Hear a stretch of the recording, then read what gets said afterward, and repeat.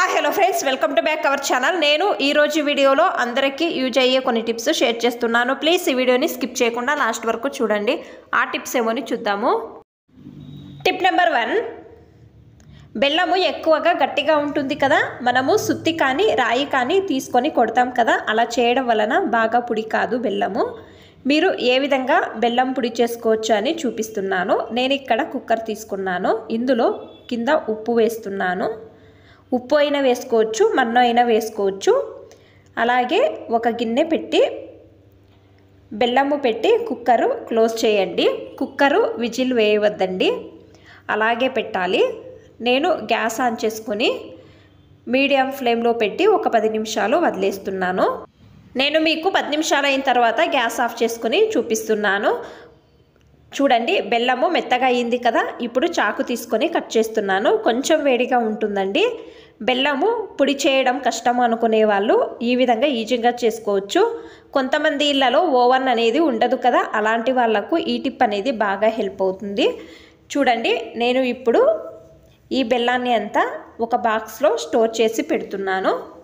చూడండి ఎంత బాగా పొడి అయిందో కదా. ట్రై చేయండి మీరు కూడా ఒకసారి ఈ టిప్.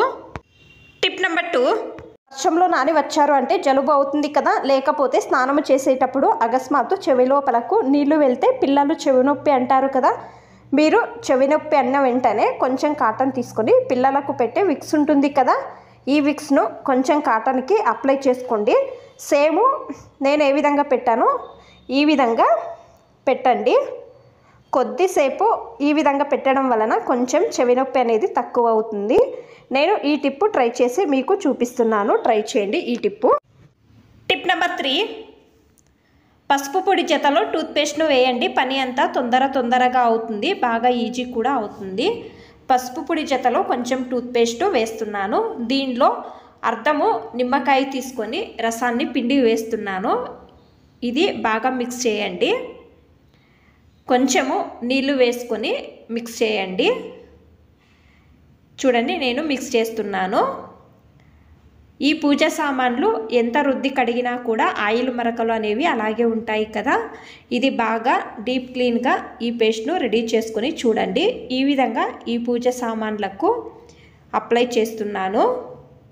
ఎక్కువ శ్రమ అనేది అవసరం లేదు, బాగా నీట్గా క్లీన్ అవుతాయండి.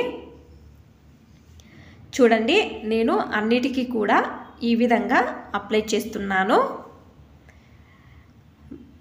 మీరు కూడా ఒకసారి ఈ విధంగా ట్రై చేసి చూడండి. మీరు వాష్ చేసుకున్న తర్వాత బాగా నీట్గా మెరుస్తాయండి ఈ పూజ సామాన్లు. చూడండి, నేను అన్నిటికీ కూడా ఈ విధంగా అప్లై చేసుకున్నాను. కొంచెము విమ్ లిక్విడ్ వేసుకొని ఈ విధంగా బాగా రుద్దండి, బాగా నీట్గా క్లీన్ అవుతాయండి.